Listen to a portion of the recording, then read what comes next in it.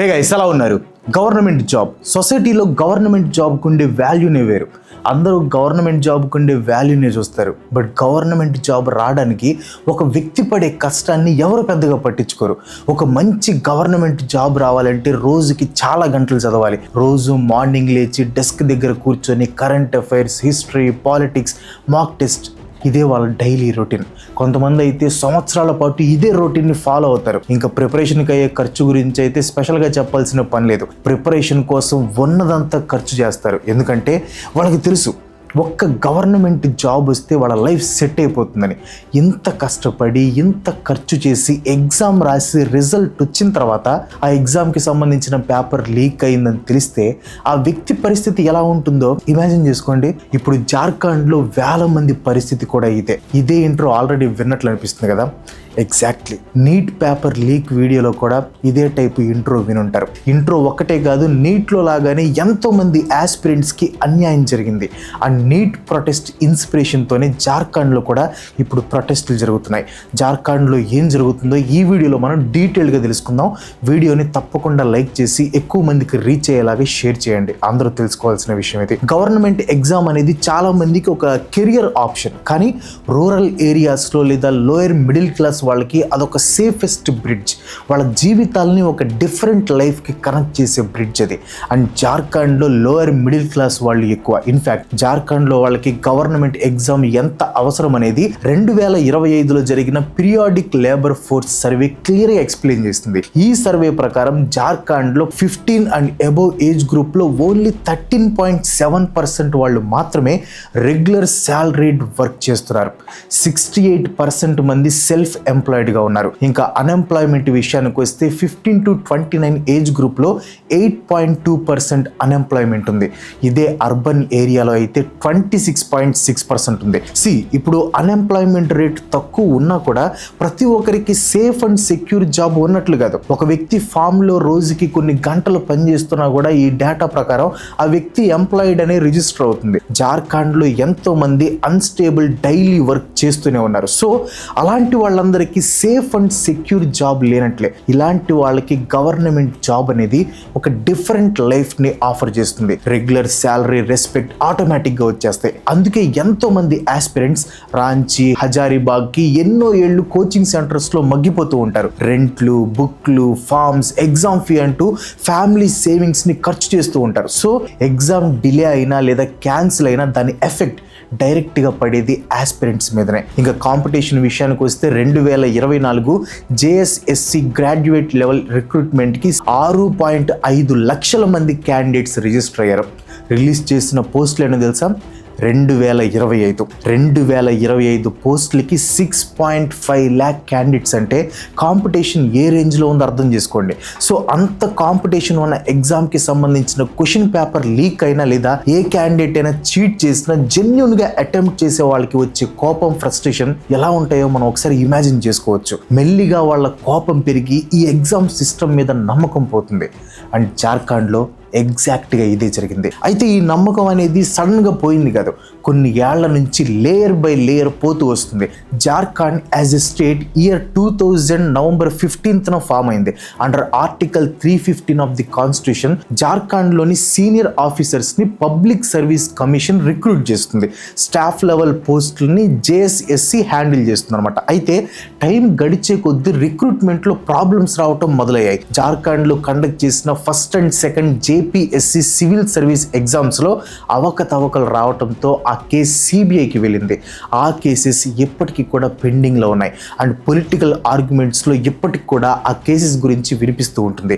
2014 నుంచి 2019 అంటే BJP government ఉన్నప్పుడు ఒక్క JPSC సివిల్ సర్వీసెస్ ఎగ్జామ్ కూడా కంప్లీట్ అవ్వలేదు. హేమంత్ సోరెన్ చీఫ్ మినిస్టర్ అయ్యాక ఫాస్టర్ రిక్రూట్మెంట్ని ప్రామిస్ చేసి combined 7th to 10th JPSC, ఆ తర్వాత 11th to 13th cycle JPSC ఎగ్జామ్స్ని నిర్వహించారు. ఎగ్జామ్స్ అయితే పెట్టారు కానీ ఓల్డ్ ప్యాటర్న్ మాత్రం ఎగ్జామ్ నుంచి పోలేదు. ఎగ్జామ్లో అవకతవకలు మాత్రం అంతే ఉండిపోయాయి. 2021లో పెట్టిన 7th to 10th preliminary exam result వచ్చాక ఆ రిజల్ట్స్ కరెక్ట్గా లేవని స్టూడెంట్స్ ప్రొటెస్ట్ చేశారు. దాంతో ఆ ఎగ్జామ్ మీద సిబిఐ ఎంక్వైరీ లాంచ్ చేశారు. 2022లో 6th జేపీఎస్సీ ఫైనల్ రిజల్ట్ని హైకోర్టు రద్దు చేసింది. కారణం, క్వాలిఫైయింగ్ లాంగ్వేజ్ పేపర్ మార్క్స్ని మెరిట్ పేపర్స్కి యాడ్ చేశారు. దీనివల్ల సెలెక్ట్ అయిన ఎంతోమంది క్యాండిడేట్స్ ఎఫెక్ట్ అయ్యారు. ఆ తర్వాత జేఎస్ఎస్సి సిజిఎల్ వచ్చింది. జనవరి 28, 2024 గ్రాడ్యుయేట్ లెవెల్ ఎగ్జామినేషన్కి చెందిన జనరల్ నాలెడ్జ్ పేపర్ లీక్ అయింది. జేఎస్ఎస్సి ఫస్ట్ ఆ పేపర్ని క్యాన్సిల్ చేసింది. ఆ తర్వాత పూర్తి ఎగ్జామినేషన్ని క్యాన్సిల్ చేసి సెప్టెంబర్ 21, 2024 ఫ్రెష్గా మళ్ళీ ఎగ్జామ్ని కండక్ట్ చేస్తుంది. సో ఇలా ఎగ్జామ్స్ పెట్టడం, వాటిలో ఏదో ఒక ప్రాబ్లం రావటం, స్టూడెంట్స్ నష్టపోవటం జార్ఖండ్లో ఇదొక ప్యాటర్న్ అయిపోయింది అనమాట. అండ్ రీసెంట్గా 14th జేపీఎస్సీ ఎగ్జామ్స్ని కండక్ట్ చేశారు. దీంట్లో మొత్తం 103 పోస్టులు ఉన్నాయి. ప్రిలిమినరీ ఎగ్జామ్ April 19, 2026 జరిగింది. రిజల్ట్ వచ్చేసి July 2 వచ్చింది. ఈ రిజల్ట్లో 2204 యూనిక్ రోల్ నెంబర్స్ ఉన్నాయి. అంటే 2204 మంది మెయిన్ ఎగ్జామ్కి సెలెక్ట్ అయ్యారు. అయితే జేపీఎస్సీ జస్ట్ ఒక అఫీషియల్ పీడిఎఫ్ని రిలీజ్ చేసింది. దాంట్లో ఈ రోల్ నెంబర్స్ ఉన్నాయి, కానీ స్టూడెంట్స్ దీన్ని యాక్సెప్ట్ చేయలేదు. కేటగిరీ వైజ్ కట్ ఆఫ్స్ని ఎందుకు రిలీజ్ చేయలేదు, కమిషన్ మెంబర్ సిగ్నేచర్ లేకుండా పబ్లిక్ రిజల్ట్ని ఎందుకు రిలీజ్ చేశారు అనే క్వశ్చన్స్ని రైజ్ చేస్తారు. కానీ అన్నిటికంటే ఇంపార్టెంట్, ఒక 2 ఇమేజెస్ ప్రతి స్టూడెంట్ ఫోన్ నుంచి స్ప్రెడ్ అయ్యాయి. ఆ ఇమేజెస్ ఓఎంఆర్ షీట్స్కి సంబంధించినవి అనమాట. ఇప్పుడు ఓఎంఆర్ షీట్ అంటే మీకు ఐడియా ఉండే ఉంటుంది. మల్టిపుల్ చాయిసెస్ ఉంటాయి. కరెక్ట్ ఆన్సర్ మీద మనం బబుల్ చేయాలి. ఆ తర్వాత ఓఎంఆర్ షీట్ని స్కాన్ చేసి రిజల్ట్స్ని డిక్లేర్ చేస్తారు. ఈ జేపీఎస్సీ ఎగ్జామ్లో క్యాండిడేట్స్కి ఓఎంఆర్తో పాటు ఓఎంఆర్ కార్బన్ కాపీని కూడా ఇస్తారనమాట. సో దట్ రిజల్ట్స్ వచ్చిన తర్వాత చెక్ చేసుకోవడానికి. 14th జేపీఎస్సీ రిజల్ట్స్ అనౌన్స్ అయిన తర్వాత ఈ ఓఎంఆర్ కార్బన్ కాపీస్కి చెందిన 2 ఇమేజెస్ సర్క్యులేట్ అవటం స్టార్ట్ అయ్యాయి. జస్ట్ మొబైల్స్లోనే కాదు, ఈ ఇమేజెస్ సోషల్ మీడియాలో కూడా సర్క్యులేట్ అయ్యాయి. ఈ ఇమేజెస్లో ఒక ఇమేజ్ అవుట్ సైడ్ జార్ఖండ్కి చెందిన స్టూడెంట్ ఓఎంఆర్ది. ఈ ఓఎంఆర్ ఇమేజ్లో ఆ స్టూడెంట్ జస్ట్ 48 క్వశ్చన్స్ని మాత్రమే అటెంప్ట్ చేశాడు. అయినా కూడా ఆ student roll number successful candidates లిస్ట్లో ఉంది. అసలు అన్ని తక్కువ క్వశ్చన్స్ అటెంప్ట్ చేసి క్వాలిఫై అవటం అనేది అసలు పాసిబుల్ కాదని చాలామంది ఆస్పిరెంట్స్ ఆర్గ్యూ చేస్తున్నారు. ఇంకా రెండో ఇమేజ్ వచ్చేసరికి బ్యాక్లాగ్ కేటగిరీకి చెందిన స్టూడెంట్ ఓఎంఆర్ షీట్ అనమాట. ఇక్కడ మనం ఒక విషయాన్ని క్లారిఫై చేయాలి. ఇవి జస్ట్ వైరల్ అవుతున్న ఇమేజెస్, కానీ నిజంగా ఎగ్జామ్ రాసిన స్టూడెంట్ ఓఎంఆర్ షీట్సా లేదా ఎడిట్ చేశారా అనే దాని మీద యాజ్ ఆఫ్ నౌ అయితే అఫీషియల్ కన్ఫర్మేషన్ అయితే లేదు. సో ఈ షీట్స్ని మాత్రమే బేస్ చేసుకుని ఒక కంక్లూజన్కి మనం రాలేం. సో దీన్ని సాల్వ్ చేయాలంటే original OMR sheets, carbon copies, scan records and answer key, evaluation software logs, final marks, వీటన్నిటిని కంపేర్ చేస్తే కానీ ఏది నిజం అనేది తేల్చడం. ప్రజెంట్ ఈ ఎగ్జామ్ మీద సిఐడి ఎంక్వైరీ జరుగుతుంది. Investigators carbon copies, OMR records, admit cards, mark sheets ఇలా అన్నిటిని సీజ్ చేశారనమాట. అయితే జేపీఎస్సీ ఎటువంటి డీటెయిల్స్ని రిలీజ్ చేయలేదు. లైక్ ఇప్పుడు సర్క్యులేట్ అవుతున్న వైరల్ ఇమేజెస్ ఉన్నాయి కదా, వాటిలో ఉన్న క్యాండిడేట్స్ ఎగ్జామ్ డీటెయిల్స్ని రిలీజ్ చేస్తే ఒక ఎక్స్ప్లెనేషన్ అనేది ఆస్పిరెంట్స్కి ఇచ్చినట్లు అవుతుంది. కానీ జేపీఎస్సీ కామ్గా ఉంది. That raises many questions. And CID investigation ఈ ఇష్యూని పూర్తిగా మార్చేస్తుంది. ఒక స్పెషల్ ఇన్వెస్టిగేషన్ టీమ్ని ఏర్పాటు చేయాలని జార్ఖండ్ గవర్నమెంట్ సిఐడిని డైరెక్ట్ చేస్తుంది అనమాట. యాజ్ డైరెక్టెడ్ సిఐడి టీమ్ని ఫామ్ చేసింది. అండ్ ఈ కేసులో వైరల్ ఓఎంఆర్ షీట్స్ కంటే Abhay Tiwari, also known as Manoj Kumar తివారీని అరెస్ట్ చేస్తుంది. ఈ అభయ్ తివారీ అనే వ్యక్తి గోదాలో పోస్ట్ అయిన సప్లై ఆఫీసర్ అనమాట. ఇన్వెస్టిగేటర్స్ చెప్పే దాని ప్రకారం రిక్రూట్మెంట్ రాకెట్ కి మిడిల్ మ్యాన్ గా పనిచేయడంతో పాటు ఎగ్జామ్స్ ని హ్యాండిల్ చేసే TSR data processing private limited అనే కంపెనీతో ఇతనికి లింక్స్ ఉన్నాయంట. అఫ్ కోర్స్ ఇవి ఎలిగేషన్స్ అండ్ ఇవి అండర్ ఇన్వెస్టిగేషన్ లో ఉన్నాయి, ఇంకా కోర్టులో ప్రూవ్ అవ్వలేదు. సరే, అది పక్కన పెడతాం. జూలై 22న జేపీఎస్సీ చైర్పర్సన్ రిజైన్ చేశాడు. ఇంపార్షియల్ ఇన్వెస్టిగేషన్ జరగబోతుంది కాబట్టి వాలంటరీలీ రిజైన్ చేసినని అతను చెప్పాడు అనమాట. ఎగ్జామ్లో జరిగిన రాంగ్ డూయింగ్స్తో తనకి ఎటువంటి సంబంధం లేదని, తాను రూల్స్ ఫాలో అయ్యాను అని చెప్పాడు. సిఐడి ఈ స్పోక్స్ పర్సన్ని మల్టిపుల్ టైమ్స్ క్వశ్చన్ చేసింది. సిఐడి ఇప్పటి వరకు 11 మందిని అరెస్ట్ చేసి 18 లొకేషన్స్ అక్రాస్ సెవరల్ డిస్ట్రిక్ట్స్లో రైడ్ చేశారనమాట. ఈ ఇన్వెస్టిగేషన్ ఎఫెక్ట్ వేరే ఎగ్జామ్స్ మీద కూడా పడింది. జేపీఎస్సీ 9th రిక్రూట్మెంట్ ఎగ్జామినేషన్స్ని పోస్ట్ పోన్ చేస్తుంది, including civil services main examination. వీటిని మళ్ళీ ఎప్పుడు కండక్ట్ చేస్తారు అనేది డేట్స్ కూడా అనౌన్స్ చేయలేదు. ఇవన్నీ స్టూడెంట్స్ ఫ్రస్ట్రేషన్ని ఇంకా ఎక్కువ పెంచేసి ప్రొటెస్ట్కి దారితీశాయి. ఫస్ట్ గ్యాదరింగ్ 25th జూలైన బాపు వాటిక దగ్గర స్టార్ట్ అయిందనమాట. ఈ ప్రొటెస్ట్ని ఆర్గనైజ్ చేసిన వాళ్ళు తమని తాము జేఎస్ఎస్సి జేపీఎస్సి భ్రష్టాచార్ ముక్త్ అభియాన్ అని పిలవటం స్టార్ట్ చేశారు. కరప్షన్ లెస్ రిక్రూట్మెంట్ని తీసుకొని రావటమే వాళ్ళ మెయిన్ ఎయిమ్ అని డిక్లేర్ చేశారనమాట. జూలై 29th డిఫరెంట్ డిస్ట్రిక్ట్స్ నుంచి క్యాండిడేట్స్ జాయిన్ అయ్యి మహా ఆందోళన స్టార్ట్ చేశారు. ఈ మూమెంట్లో ఏబీవీపీ, ఏఐఎస్ఏ మెంబర్స్, ఆదివాసీ student organisations, teachers, parents, civil society supporters కూడా యాడ్ అయ్యారు. ఎప్పట్లాగే పోలీసులు బ్యారికేడ్స్ సెట్ చేసి ప్రొటెస్టర్స్ని అడ్డుకోవాలని ట్రై చేశారు. ఆగస్టు 2న ఆల్బర్ట్ ఎక్కా చౌక్ దగ్గర టార్చ్ లైట్ ఊరేగింపు లాంటిది జరిగిందనమాట. And student leader Devendranath Mahato indefinite hunger strike ని స్టార్ట్ చేశాడు. దేవేంద్రనాథ్ ని సోనం వాంగ్చుక్ 2 అని పిలవటం కూడా స్టార్ట్ చేశారు అనమాట. Different student groups different demands చేస్తున్నాయి, కానీ మెయిన్ పాయింట్స్ మాత్రం క్లియర్గా ఉన్నాయి. ఫస్ట్ సిబిఐ ఇన్వెస్టిగేషన్ని లాంచ్ చేయాలని స్టూడెంట్స్ డిమాండ్ చేస్తున్నారు.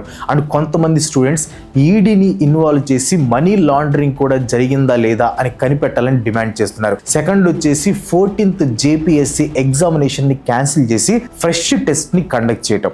అండ్ థర్డ్ వన్ వచ్చేసి ఫుల్ ట్రాన్స్పరెన్సీని మెయింటైన్ చేయాలి. Category wise cut offs, answer keys, candidates scanned OMR sheets, రా మార్క్స్, ఎవల్యూషన్ రూల్స్ ఇలా అన్నిటిని పబ్లిష్ చేయాలని డిమాండ్ చేస్తున్నారు. అండ్ ఫోర్త్ వన్ వచ్చేసి accountability. Just candidates and middle men మీద మాత్రమే కాదు, ఇన్వాల్వ్ అయిన ప్రతి అఫీషియల్ అండ్ ప్రైవేట్ వర్కర్స్ మీద యాక్షన్ తీసుకోవాలి. And fifth one permanent reform. Fixed recruitment calendar, secure digital tracking, time bound grievance decisions, strict punishment under the law. ఇలా ప్రతి ఒక్క ఆస్పెక్ట్లో పర్మనెంట్ రిఫార్మ్స్ని తీసుకొని వచ్చి రిక్రూట్మెంట్ సిస్టమ్ని పర్మనెంట్గా చేంజ్ చేయాలి అని డిమాండ్ చేస్తున్నారు. హేమంత్ సోరెన్ గవర్నమెంట్ అయితే తప్పు చేసింది ఎవరైనా సరే వాళ్ళ మీద స్ట్రిక్ట్ యాక్షన్ తీసుకుంటాం అని చెప్తుంది. దానికి రెస్పాన్స్గానే సిఐడి సిట్ ఇన్వెస్టిగేషన్ జరుగుతుంది. ఈ ఇన్వెస్టిగేషన్ జస్ట్ అనౌన్స్మెంట్లో మాత్రమే మిగిలిపోకుండా సెర్చ్లు, సీజ్లు, అరెస్టుల దాకా వెళ్ళింది. ఫార్మర్ జేపీఎస్సీ చైర్పర్సన్ని ఎంక్వైరీ చేశారు. Exam vendor and commission office మీద కూడా రైట్స్ చేసి ఎవిడెన్స్ ని కలెక్ట్ చేశారు. కాంట్రవర్సీ క్లియర్ అయ్యే వరకు ఎగ్జామ్స్ ని పోస్ట్ పోన్ చేశారు. గవర్నమెంట్ సైడ్ నుంచి ఉన్న స్ట్రాంగ్ ఆర్గ్యుమెంట్ ఏంటంటే state specialised agency SIT investigation ని కంప్లీట్ చేయకుండానే కేసుని వేరే వాళ్ళకి ఎందుకు హ్యాండ్ ఓవర్ చేయాలి అని. కానీ ఇక్కడే పబ్లిక్ రెస్పాన్స్ లో కొన్ని గ్యాప్స్ ఉన్నాయి. గవర్నమెంట్ సిబిఐ ఎంక్వైరీ డిమాండ్ ని యాక్సెప్ట్ చేయలేదు. జ్యుడిషియల్ కమిషన్ ని అపాయింట్ చేస్తున్నాం అని కూడా పబ్లిక్గా అనౌన్స్ చేయలేదు. ఆల్రెడీ బ్లాక్ లిస్ట్లో ఉన్న వెండర్కి ఈ ఎగ్జామ్ కాంట్రాక్ట్ ఎలా వచ్చింది? సోషల్ మీడియాలో వైరల్ అయిన ఓఎంఆర్ షీట్స్ మీద ఫైనల్ ఫోరెన్సిక్ రిపోర్ట్ ఎప్పుడు వస్తుంది అనే విషయాల మీద కూడా పబ్లిక్గా ఎక్స్ప్లెనేషన్ ఇవ్వలేదు. ఇక్కడ గవర్నమెంట్కి మెయిన్ ఛాలెంజ్ ఏంటంటే ఇన్వెస్టిగేషన్ని పొలిటికల్ ప్రెషర్ నుంచి ప్రొటెక్ట్ చేయాలి. ఇన్వెస్టిగేషన్లో చిన్న డిలే జరిగినా లేదా ఎంక్వైరీ సీక్రెట్గా జరుగుతుంది అనిపించినా పవర్ఫుల్ పీపుల్ని ప్రొటెక్ట్ చేస్తున్నారేమో అనే భయం స్టూడెంట్స్లో క్రియేట్ అవుతుంది. ఇన్వెస్టిగేషన్ జరుగుతుంది అని చెప్పినంత మాత్రాన స్టూడెంట్స్లో పోయిన నమ్మకం తిరిగి రాదు.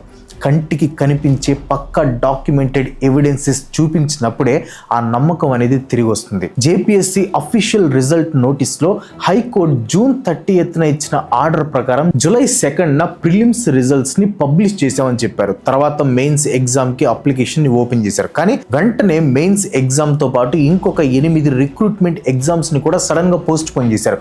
అలాగే మీడియాలో వినిపిస్తున్న కన్ఫ్యూజన్ ని క్లియర్ చేస్తూ పాస్ అయిన వాళ్ళ నెంబర్ 1772 కాదని 2204 మంది అని రోల్ నెంబర్స్ తో సహా ప్రకటించారు. కానీ జేఎస్పీసీ కేటగిరీ వైజ్ కట్ ఆఫ్స్ ని పబ్లిష్ చేయలేదు. అలాగే సోషల్ మీడియాలో వైరల్ అవుతున్న ఓఎంఆర్ షీట్స్ ఇమేజెస్ గురించి కూడా అవి జెన్యూనా కాదా అని దాని మీద ఇప్పటివరకు ఎలాంటి పబ్లిక్ క్లారిటీ ఇవ్వలేదు. ఫార్మర్ చైర్పర్సన్ మాత్రం నేను ఎలాంటి తప్పు చేయలేదు, ఇంపార్షియల్ ఎంక్వైరీకి రెడీగా ఉన్నాను అని చెప్పారు. యాక్చువల్గా ఇన్వెస్టిగేషన్ లో ఉన్న క్యాండిడేట్స్ రైట్స్ ని అండ్ కాన్ఫిడెన్షియల్ రికార్డ్స్ ని ప్రొటెక్ట్ చేయాల్సిన రెస్పాన్సిబిలిటీ జేపీఎస్సీకి ఉంది. కానీ ఇక్కడే ఒక లాజిక్ మిస్ అవుతుంది.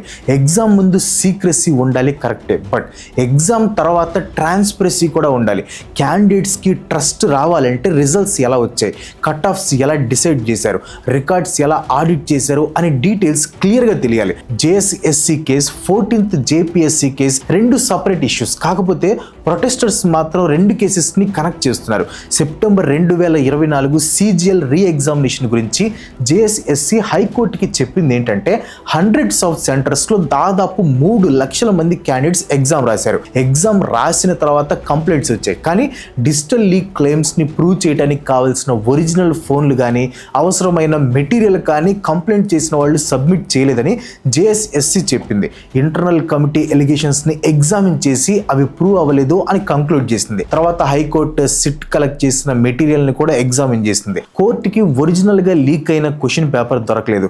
మెరిట్ వచ్చిన స్టూడెంట్స్ సెక్షన్లో ఎటువంటి సస్పీషియస్ ప్యాటర్న్ కనిపించలేదు. అందుకే హైకోర్టు కేసుని సిబిఐకి ట్రాన్స్ఫర్ చేయడానికి రిఫ్యూజ్ చేసి రిజల్ట్ ప్రాసెస్ని కంటిన్యూ చేయడానికి పర్మిషన్ ఇచ్చింది. కాకపోతే సస్పీషియస్గా ఉన్న క్యాండిడేట్స్ మీద మాత్రం ఇన్వెస్టిగేషన్ని కంటిన్యూ చేయాలని, దాన్ని 6 months లోపు కంప్లీట్ చేయాలని చెప్పింది. ఈ రోజు ఎవిడెన్స్ దొరకలేదంటే రేపు కూడా దొరకదు అని కాదు. ఈ స్టోరీలో పొలిటికల్ డ్రామా పీక్స్లోకి వెళ్ళిపోయింది అనమాట. హేమంత్ సోరెన్ గవర్నమెంట్ పవర్లో ఉన్న 6.5 years టెర్న్యూర్లో జరిగిన అన్ని కాంపిటేటివ్ ఎగ్జామ్స్ మీద సిబిఐ ఇన్వెస్టిగేషన్ జరిపించాలని బీజేపీ డిమాండ్ చేస్తుంది. పార్లమెంట్ దగ్గర జార్ఖండ్ బీజేపీ ఎంపీలు ప్రొటెస్ట్ కూడా చేశారు. ఇంకొక వైపు రూలింగ్లో ఉన్న జేఎంఎం మాత్రం గవర్నమెంట్ జస్టిస్ కోసం కమిటెడ్గా ఉందని, స్టూడెంట్ ఫ్యూచర్ని డ్యామేజ్ చేసి ఎవరిని స్పేర్ చేయం అని చెప్తుంది. అలాగే ప్రీవియస్ బీజేపీ గవర్నమెంట్ టైంలో జరిగిన ఎగ్జామినేషన్ రిలేటెడ్ కాంట్రవర్సీస్ను కూడా పాయింట్అవుట్ చేస్తున్నారు. రూలింగ్ అలయన్స్లో పార్ట్నర్స్ అయిన కాంగ్రెస్ కూడా బీజేపీ పాస్ట్ రికార్డ్ని క్రిటిసైజ్ చేసింది. నాన్ పార్టీ స్టూడెంట్ మూవ్మెంట్ని బీజేపీ డెలిబరేట్గా పొలిటికల్ ఇష్యూలా మార్చడానికి ట్రై చేస్తుంది అని ఆరోపించింది. కాకపోతే ఇప్పటి వరకు ఉన్న రికార్డ్స్ ప్రకారం అయితే కాంగ్రెస్ ఈ కేసులో సిబిఐ ఇన్వెస్టిగేషన్ కావాలని మాత్రం డిమాండ్ చేయలేదు. Cockroach Janata Party leader Abhijit Dipke కూడా August 2nd వీడియో కాల్లో స్టూడెంట్స్తో మాట్లాడి వాళ్ళ మూవ్మెంట్కి సపోర్ట్ ఇచ్చాడనమాట. అయితే సిజేపీ సపరేట్గా సిబిఐ ఎంక్వైరీ డిమాండ్ చేసింది. అభిజిత్ దీప్కే గ్రౌండ్లోకి వచ్చి ప్రొటెస్ట్ చేస్తారా అనే ఇన్ఫర్మేషన్ అయితే ప్రెసెంట్ అవైలబుల్ లేదు. స్టూడెంట్స్ డిమాండ్ ఒకటే, మా వెనక ఉన్న పార్టీల ఐడెంటిటీని కాదు, మా దగ్గర ఉన్న ఎవిడెన్స్ని చూడండి అంటున్నారు. సిబిఐకి స్టేట్లో జరిగే ప్రతి క్రైమ్ మీద ఆటోమేటిక్గా పవర్ ఉండదు. CBI Delhi special police establishment act కింద వర్క్ చేస్తుంది అనమాట. ఏదైనా స్టేట్లో అఫెన్స్ జరిగినప్పుడు సెక్షన్ 6 ప్రకారం ఆ స్టేట్ గవర్నమెంట్ కన్సెంట్ ఉంటేనే సిబిఐ ఇన్వెస్టిగేషన్ చేయగలదు. సింపుల్గా చెప్పాలంటే జార్ఖండ్ గవర్నమెంట్ ఒప్పుకుంటేనే సిబిఐ ఇన్వెస్టిగేషన్ జరుగుతుంది. లేదంటే ఇంకో రూట్ కూడా ఉంది. ఆర్టికల్ 226 కింద హైకోర్టు కానీ, ఆర్టికల్ 32 కింద సుప్రీంకోర్టు కానీ స్టేట్ గవర్నమెంట్తో సంబంధం లేకుండా సిబిఐ ఇన్వెస్టిగేషన్కి ఆర్డర్ ఇవ్వచ్చు. 2010లో West Bengal versus committee for protection of democratic rights కేసులో కాన్స్టిట్యూషన్ బెంచ్ ఒక ఇంపార్టెంట్ పాయింట్ చెప్పింది. కాన్స్టిట్యూషన్ కోర్టులో సిబిఐ ఇన్వెస్టిగేషన్ని ఆర్డర్ చేయడానికి స్టేట్ గవర్నమెంట్ కన్సెంట్ అవసరం లేదు అని చెప్పింది. కానీ కోర్టులు ఒక వార్నింగ్ కూడా ఇచ్చాయి. ఈ పవర్ ని రేర్ సిచ్యువేషన్స్ లో మాత్రమే కేర్ఫుల్ గా యూజ్ చేయాలి అని చెప్పాయి. జస్ట్ నాకు స్టేట్ గవర్నమెంట్ మీద నమ్మకం లేదు అని చెప్తే సరిపోదన్నమాట.